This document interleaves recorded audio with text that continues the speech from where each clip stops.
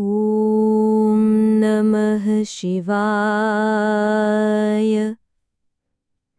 शिवपुराण विद्येश्वर संहिता 12वां अध्याय मोक्षदायक पुण्य क्षेत्र का वर्णन। सूत जी बोले, हे विद्वान और बुजुर्ग महर्षियों, मैं मोक्ष देने वाले शिव क्षेत्र का वर्णन कर रहा हूँ। पर्वत, वन और कानन सहित इस पृथ्वी का विस्तार 50 करोड़ योजन है। भगवान शिव की इच्छा से पृथ्वी ने सभी को धारण किया है। भगवान शिव ने भूतल पर स्वाभाविक स्थानों पर वहाँ के ब्राह्मणों को मोक्ष देने के लिए शिव क्षेत्र का निर्माण किया है। कुछ क्षेत्र को देवताओं और ऋषियों ने अपना निवास स्थान बनाया है, इसीलिए वो स्थान तीर्थ कहलाया है। बहुत से तीर्थ ऐसे हैं जो स्वयं प्रकट हुए हैं। तीर्थ क्षेत्र में जाने पर मनुष्य को सदा स्नान, दान और जाप करना चाहिए, अन्यथा मनुष्य रोग, गरीबी तथा मूकता आदि दोषों का भागी हो जाता है। जो मनुष्य अपने देश में मृत्यु को प्राप्त होता है, वह इस पुण्य के फल से दोबारा मनुष्य योनि प्राप्त करता है, परंतु पापी मनुष्य तिर्यक योनि को ही प्राप्त करता है। हे द्विजो, पुण्य क्षेत्र में किया गया पाप कर्म अधिक बढ़ जाता है, अतः पुण्य क्षेत्र में निवास करते समय पाप कर्म करने से बचना चाहिए। सिंधु और सतलुज नदी के तट पर बहुत से पुण्य क्षेत्र हैं। सरस्वती नदी परम पवित्र और 60 मुख वाली है, अर्थात उसकी 60 धाराएं हैं। इन धाराओं के तट पर निवास करने से परम पद की प्राप्ति होती है। हिमालय से निकली हुई पुण्य सलीला गंगा 100 मुख वाली नदी है। इसके तट पर काशी, प्रयाग आदि पुण्य क्षेत्र हैं। मकर राशि में सूर्य के होने पर गंगा की तट भूमि अत्यंत पवित्र एवं पुण्यदायक हो जाती है। सोनभद्र नदी की 10 धाराएं हैं। बृहस्पति के मकर राशि में आने पर ये अत्यंत पवित्र तथा अभीष्ट फल देने वाली है। इस समय यहाँ स्नान और उपवास करने से ईश्वर पद की प्राप्ति होती है। पुण्य सलीला महानदी नर्मदा के 24 मुख हैं। इसमें स्नान करके तट पर निवास करने से मनुष्य को वैष्णव पद की प्राप्ति होती है। तमसा के 12 तथा रेवा के 10 मुख हैं। परम पुण्यमयी गोदावरी के 21 मुख हैं। ये ब्रह्म हत्या तथा गोवध पाप का नाश करने वाली एवं स्वर्ग लोक देने वाली है।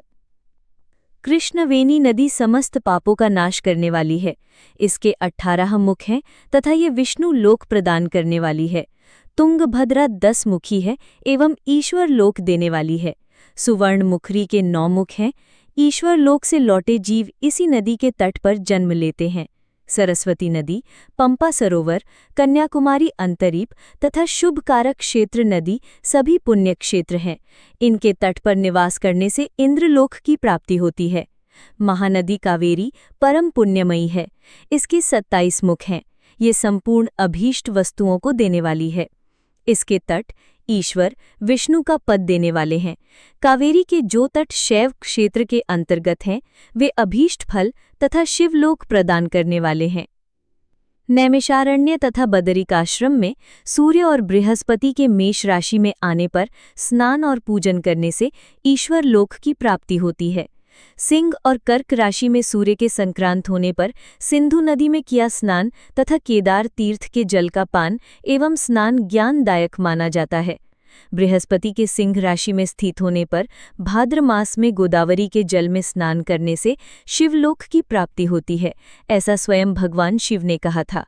सूर्य और बृहस्पति के कन्या राशि में स्थित होने पर यमुना और सोनभद्र में स्नान से धर्मराज और गणेश लोक में महान भोग की प्राप्ति होती है, ऐसी महर्षियों की मान्यता है।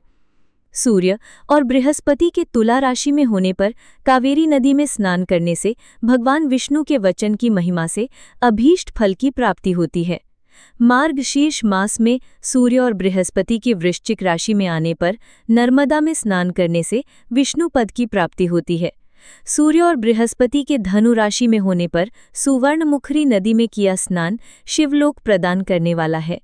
मकर राशि में सूर्य और बृहस्पति के माघ मास में होने पर गंगा जी में किया गया स्नान शिवलोक प्रदान करने वाला है।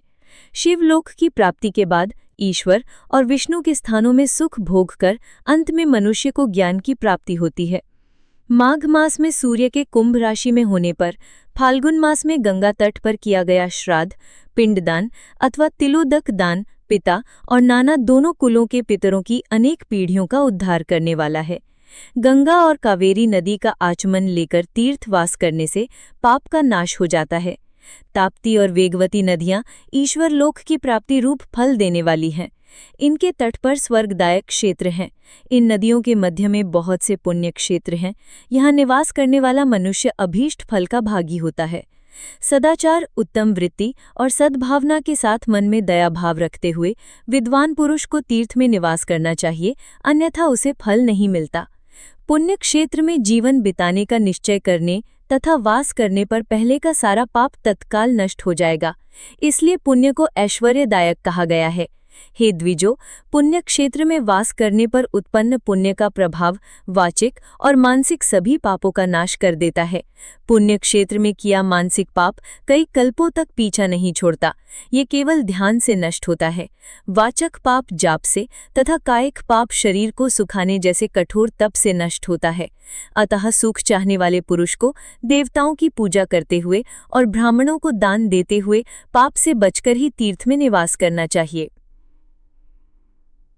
धन्यवाद। अगर आपको ये कथा भावपूर्ण लगी हो तो कृपया इसे शेयर करें और हमारे चैनल ऋतु की कहानियां को सब्सक्राइब करना ना भूलें। शिव पुराण की अन्य कथाओं के लिए जुड़े रहिए। हर हर महादेव।